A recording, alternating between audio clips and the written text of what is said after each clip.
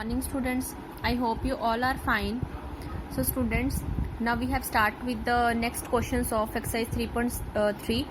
So the seventh question of this exercise is Ankit reads 1/3 of a story book on the first day and 1/4 of the book on the second day. What part of the book is yet to be read by Ankit? So students अगर आपने statements हम करने हैं तो उसके पहला तो rule होता है कि पूरी स्टेटमेंट को आपको 2 बार पढ़ना पड़ता है ताकि आपको प्रॉपरली समझ आ जाए कि हमें स्टेटमेंट में गिवन क्या है एंड हमने फाइंड क्या करना है। तो हमने यहाँ पे स्टेटमेंट को पढ़ने के बाद हमें पता चला कि हमें गिवन क्या क्या है। कोई अंकित जो लड़का है उसने 1/3 पार्ट जो है स्टोरी बुक का वो फर्स्ट डे रीड किया है एंड जो 1/4 पार्ट है उस बुक का उसने सेकेंड डे रीड किया है। तो अभी उसका कितना पार्ट बच गया है जो उसने रीड करना है। तो हम लिखेंगे पहले जो चीज हमें गिवन होती है पहले हम वही चीज लिखते हैं। जैसे हमें गिवन है कि book read by Ankit on first day 1/3 and book read by Ankit on second day is 1/4। Part of book he read in 2 days, तो दोनों दिनों में उसने कितना रीड किया पार्ट, तो हम प्लस कर देंगे। हमें पता चल गया 7/12 के पार्ट उसने रीड कर लिया है 2 days में। तो हमें बोला क्या गया है कि उसने कितना पार्ट जो रह गया है जो रीड करना है। तो मैंने आपको बताया था कि किसी भी फ्रैक्शन का जो टोटल आता है जो मतलब हम होल नंबर आता है वो हमेशा 1 आता है। कोई भी फ्रैक्शन किसके बीच में 0 और 1 के बीच में वेरी करती है। तो हमने लेट कर लिया कि इसका जो टोटल पार्ट है वो कितना है 1 है। तो हम कैसे निकालेंगे कितना पार्ट बच गया। हम क्या करेंगे टोटल पार्ट में से उसने जितना रीड कर लिया है उसे हम क्या कर देंगे माइनस कर देंगे। तो जो पार्ट हमारा बच गया वो अभी उसने रीड करना है। तो हमने वैसे ही किया 1 - 7/12 इज इक्वल टू कितना आ गया। इसका एलसीएम लेके 12 - 7/12 इज इक्वल टू 5/12। तो हम उसने अंकित ने कितना पार्ट रीड करना है अभी 5/12 पार्ट जो बुक का है वो रीड करना है। So 8th question is the product of 2 rational number is 18/35 is if one of them is -2/5 find the other। हमें बोला गया कोई 2 रैशनल नंबर है उसका हमें प्रोडक्ट गिवन है और उनमें से एक रैशनल नंबर भी हमें गिवन है। तो हमें बोला गया कि एक और रैशनल नंबर फाइंड करो। सो हम पहले वही लिखेंगे लेट द 2 रैशनल नंबर्स। हम लेट कर रहे हैं कि 2 रैशनल नंबर जो है वो क्या है x और y, बट हमें एक रैशनल नंबर गिवन है। तो हम क्या ले रहे हैं value of x is equal to -2/5। तो हम इसे कौन सी x की वैल्यू ले रहे हैं और हमने फाइंड कौन सी करनी है y की वैल्यू फाइंड करनी है। तो हमें प्रोडक्ट कितना गिवन है 18/35। तो जैसे उन्होंने बोला है हमने बिल्कुल वैसे ही करना है। उन्होंने बोला है जो प्रोडक्ट है दोनों रैशनल नंबर्स का x और y का प्रोडक्ट है वो क्या है 18/35। तो हमने क्या कर दिया x की वैल्यू इसमें पुट कर दी। x की वैल्यू पुट करने के बाद हमें फाइंड y निकालना है। तो हम क्या करेंगे y को इसी साइड रह देंगे, ये न्यूमेरिकल वैल्यू एंड ये न्यूमेरिकल वैल्यू हम दोनों को सॉल्व कर देंगे। तो सॉल्व कैसे करना है दोनों को, हमने करना है ये जो टर्म है ऑपोजिट साइड जाएगी इज इक्वल टू के ये क्या हो जाएगी रेसिप्रोकल हो जाएगी, मतलब 5/-2 हो जाएगी। तो हमें पता है कि 2 1s 2 and 2 9s 18 and 5 1s 5 and 5 7s 35। तो कट करके हमारे पास जो बचा वो क्या है -9/7। तो हमारे पास जो सेकंड रैशनल नंबर कौन सा है -9/7। So the 9th question of this chapter is Tina, Ria and Irfan went out for lunch in a restaurant. Tina paid 1/4 amount of the bill and Irfan paid 1/3 of the bill. Ria paid the remaining bill. What part of the bill was paid by Ria? जो 3 persons है टीना रिया और इरफान वो कहाँ restaurant में गए हैं lunch करने के लिए। तो जो उनका बिल आया तो टीना ने क्या किया उस टोटल बिल का 1/4 पार्ट उसने पे कर दिया और जो बचा हुआ बिल था इरफान ने उसका 1/3 पार्ट पे कर दिया जो टोटल बिल का। और जो बचा हुआ था इन दोनों के पे करने के बाद जो बिल बच गया है वो किसने पे किया रिया ने। तो हमें बताना है कि रिया ने कितना बिल पे किया। हम यहाँ पे भी ये करेंगे। तो हमने लेट कर लिया कि टोटल अमाउंट जो आई है वो क्या है 1 रुपीज है। तो टीना ने कितना पेड किया ये भी गिवन है, इरफान ने जितना पेड किया वो भी गिवन है। तो रिया ने कितना पेड किया होगा, जो बच गया था वो रिया ने पे किया।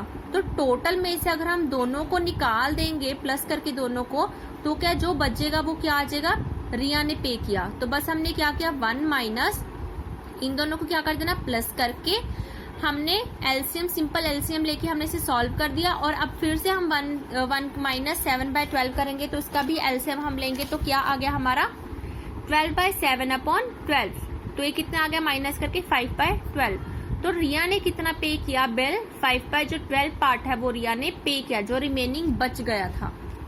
So the last question of this exercise is Anil spend 1/4 of his monthly income on food, 2/5 on other expenses and donated 1/6 of his monthly income for the education of orphan children. If he was left with the rate 10,000, find his monthly income. हमें given है कि अनिल जो है उसकी जो monthly income आती है, उसने अपने टोटल इनकम का 1/4 पार्ट जो क्या कर दिया है, फूड पे स्पेंड किया, खाने पीने में स्पेंड किया। 2/5 पार्ट जो है उसने अदर एक्सपेंसिव, मतलब कुछ और अदर जो थिंग्स है उसे खरीदने में स्पेंड कर दिया, और 1/6 पार्ट जो उसने क्या कर दिया, डोनेट कर दिया। डोनेट मतलब दान कर दिया। पर ये सब करने के बाद उसके बाद सिर्फ 10,000 रुपीज बच गए हैं, तो उसकी मंथली इनकम कितनी होगी।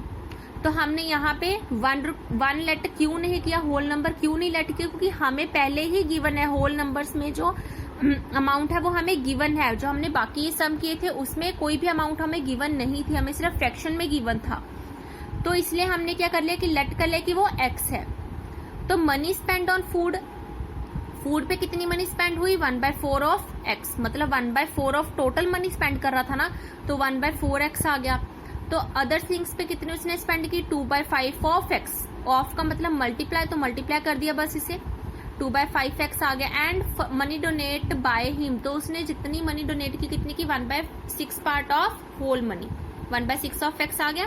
तो मनी कितनी बच गई है, 10,000 बच गया मनी। तो हमने फाइंड करनी इसकी मंथली इनकम फाइंड करनी, मंथली इनकम हमने लेट कर लिया कि उसकी x है। तो ये सबको मिला के हमारी क्या बन जाएगी, मंथली इनकम बनेगी।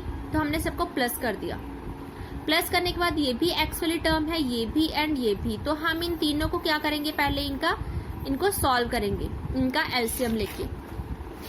तो एलसीएम लेके कौन सी टर्म आई हमारे पास, 15x plus 24x plus 60x upon 60। LCM लेने के बाद इसे सॉल्व आउट कर दिया, पर हमने 10,000 इसे कैरी ऑन साथ में रखना है, इसे वहीं पे नहीं छोड़ देना। तो प्लस करके कितना है, 49 अपॉन 60x। तो ये क्या, ये भी x वाली टर्म है, ये भी x वाली टर्म, तो हम इसे एक साइड कर लेंगे, और ये विदाउट x वाली टर्म है तो इसे हमने एक साइड कर लिया। तो इसे सॉल्व करने के बाद हमारा है 11/60x। तो हमने x ही फाइंड करना है, x हम यही रखेंगे, और ये टर्म ऑपोजिट जाके क्या इसका रेसिप्रोकल हो जाएगा, वो 60/11 आ जाएगा। तो हमने क्या करना है, 10,000 मल्टीप्लाई 60 कितना आया, 6 लाख, और डिवाइडेड बाय 11। तो 11 से डिवाइड का कितना आया, ये टर्म जो हमारी आई है वो इसकी टोटल अमाउंट है, वो कितनी टर्म है, 54,545 क्या है उसकी मंथली इनकम है। So students, now start with the another exercise, that is 3.4. This is the last exercise of this chapter. So firstly I introduce this exercise, decimal representation of rational number.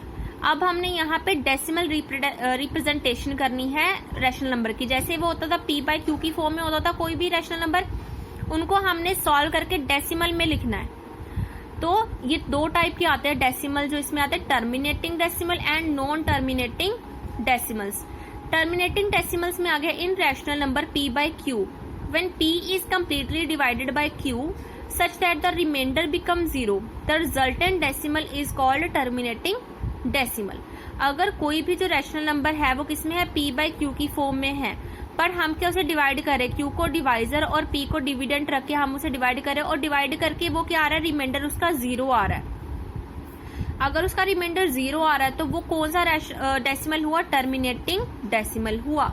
तो बिल्कुल इसके opposite आ जाएगा non terminating decimal. इसमें आ गया in rational number p/q when we get repeating string of reminders such that the remainder never becomes 0 is called no terminating decimal number. तो इसमें आ जाता है, अगर हमने कोई भी p/q की फॉर्म में, हमें क्या है, हमारे पास रैशनल नंबर है, हमने q को डिवाइजर एंड p को क्या रख दिया, डिविडेंट रख के हमने सॉल्व किया। सॉल्व करके वो क्या आता है, रिपीटिंग में आई जा रहा है। जैसे कि यहाँ पे हमने लिया 0.12, जैसे मतलब हम सॉल्व कर रहे हैं और साथ में क्वोशंट आ गया 1 2, ठीक है। फिर हमारे पास कोई ऐसी चीज बच रही जिसका फिर से क्या आ गया, 1 आ गया, फिर हमने उसे मल्टीप्लाई किया तो फिर क्या आ गया, 2 आ गया, फिर से क्या आ गया, 1 आ गया, फिर से क्या आ गया, 2। मतलब वो रिमाइंडर 0 कभी नहीं आएगा। वो जो एक कहते हैं ना कि सिंपल जो स्ट्रिंग है वो रिपीटिंग स्ट्रिंग का मतलब है कि 12 12 12 ये रिपीटिंग चलती ही रहेगी, कभी खत्म नहीं होगी। हम उसे सॉल्व करते जाएंगे एंड ये चीज रिपीट होती ही जाएगी। तो इसे क्या कहते हैं, नॉन टर्मिनेटिंग डेसिमल कहते हैं। तो इसे हम रिप्रेजेंट करते हैं जैसे 0.12 बार। बार का मतलब है कि जिसके ऊपर हम बार लगा देंगे, मतलब ये कि वो रिपीट हो रहा है। यहाँ पे 12 बार बार रिपीट हो रहा है तो हमने क्या इस पे बार लगा दिया। अगर यहाँ पे ओनली 1 रिपीट होता तो हम 1 पे बार लगाते। So now start with the exercise 3.4। यहाँ पे आपको अच्छे से समझ आएगा कि इसकी डेफिनेशन का क्या मतलब है। तो फर्स्टली आ गया, express each of the following rational number as decimals. तो हमें रैशनल नंबर्स गिवन है, हमें बोला गया इसे डेसिमल्स में हमने चेंज करना। तो मैंने बताया था कैसे चेंज करना है। ये कौन सी p/q की फॉर्म में है, तो हमने q को डिवाइजर रख लेना है एंड p को डिविडेंड रखना है। तो हमने बस वही किया, हमने रख दिया। तो क्या आया, हमने मल्टीप्लाई किया, 4 3 = 12 आया, 12 ये क्या बचा, फिर 3 बच गया। बट 4 के टेबल पे 3 तो आता नहीं, तो हमने यहाँ पे डेसिमल लगा दिया और इसके साथ क्या लगा दिया, 0। फिर अब बन गया 30 बन गया। 4 7 = 28। अब हमने इसे माइनस किया तो कितना आया, माइनस करने के बाद 2 बच गया, क्योंकि 10 से 8 गए 2 एंड 2 से 2 गए 0, तो हमारा 2 बच गया। तो 2 भी नहीं जाता तो हमने अपनी तरफ से क्या लगा दिया, 0 लगा दिया। हमने एक बार जो 0 लगाना वो डेसिमल के साथ लगाना है, जहां पे मतलब अगर यहाँ देख रहे हो कि 4 3 = 12 आ रहा है, 12 के बाद हमारे पास सिर्फ 3 बच रहा है और हमने क्या करना है, इसके साथ 0 लगा रहा है। तो अगर हम यहाँ पे 0 लगा रहे हैं तो यहाँ पे डेसिमल लगेगा सिर्फ एक। उसके बाद हम कहीं भी अगर 0 यहाँ पे 0 लगा रहे हैं तो हमने ऊपर डेसिमल दोबारा नहीं लगाना, वो एज इट इज रहेगा। अब हमने क्या कर दिया, यहाँ पे 20 आ गया। अब 4 5 = 20। अब इसके बाद क्या आ गया, रिमाइंडर हमारा 0 आ गया। मतलब जो ये प्रॉपरली जो 15 है 4 से प्रॉपरली डिवाइड हो रहा है, तो रिमाइंडर हमारा 0 आ गया। तो डेसिमल रिप्रेजेंटेशन क्या आ गई 15/4 की 3.75। सो ऐसे ही ये भी क्वेश्चन सेम है, यहाँ पे भी प्रॉपर डिवाइड हो रहा है और 0 आ रहा है। तो क्या आ जाएगा बेटा, आपने जब तक 0 ना आए आपने रिपीट करते ही जाना है। तो यहाँ पे भी क्या आ गया, इसका रिमाइंडर 0 आ गया। तो ये कौन सा आ गया, टर्मिनेटिंग डेसिमल हो गया। तो ये भी प्रॉपर इसका आंसर आ गया ये वाला। अब ये थर्ड पार्ट देखो, थर्ड पार्ट में क्या आ रहा है, 2 को हमने डिवाइड करना है 9 से। तो ऑब्वियस हम 9 को 2 से नहीं डिवाइड कर सकते, हमने क्या कर दिया, हमने 0 लगाया। तो 0 लगाया तो ऊपर क्या लग जाएगा, डेसिमल लग जाएगा। हमने फर्स्ट ही डेसिमल लगा दिया, 0 लगा के डेसिमल लगाया तो कितना आ गया 20। 9 2 = 18, 20 में से 18 गए 2 बचे और हमने अपनी तरफ से 0 लगा दिया। फिर से 9 2 = 18, फिर से क्या आ गया 2 बच गया। 9 2 = 18। तो ये क्या आया, हमारे पास रिपीट होता ही जा रहा है। हमने ऐसे नहीं करना कि हमने एक बार देख लिया, हमने लग गया कि ये रिपीट होगा। इसे 2 3 4 बार करके देखो कि अगर ये रिपीट हो रहा है तो ये रिपीटिंग यूनिट ही आएगा। तो ये प्रॉपर डिवाइड नहीं हो रहा है तो इसका क्या आ रहा है, रिमाइंडर 0 नॉन 0 नंबर आ रहा है। तो हम इसे डेसिमल रिप्रेजेंटेशन क्या होगी इसकी 0.2222 अप टू 100 और इसे हम कैसे रिप्रेजेंट करेंगे 0.2 बार, क्योंकि 2 बार बार रिपीट हो रहा है तो 2 के ऊपर क्या लग जाएगा, बार लग जाएगा। तो ये हमारा क्या आया आंसर।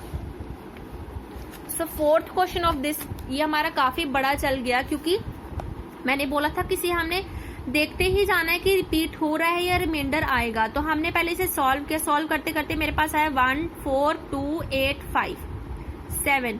मैंने क्योंकि ये सारे जो नंबर आए हैं वो नॉन रिपीटिंग है, रिपीट नहीं हो रहे, वो ये मतलब वैसे अलग अलग ही आ रहे, इसलिए मैंने क्या किया, वो मैं सॉल्व करती गई। तो क्या उसके बाद क्या हुआ, सॉल्व करने के बाद वही रिपीट होने लग गया 1 1 4 4 2 2। आगे सॉल्व करती तो वहां पे क्या आता है 8 एंड 5। तो हमने सॉल्व करके इसे क्या निकाल दिया, रिमाइंडर 6 आया जो कि नॉन 0 नंबर है। तो डेसिमल रिप्रेजेंटेशन क्या आई इसकी ऑफ 1/7 इज इक्वल टू, हमने इसका क्वेश्चन लिख दिया कि ये रिप्रेजेंटेशन आई और हमने वहीं तक जहां तक रिपीट नहीं हो रहा वहीं तक लिख के क्या कर दिया, हमने बार लगा दिया।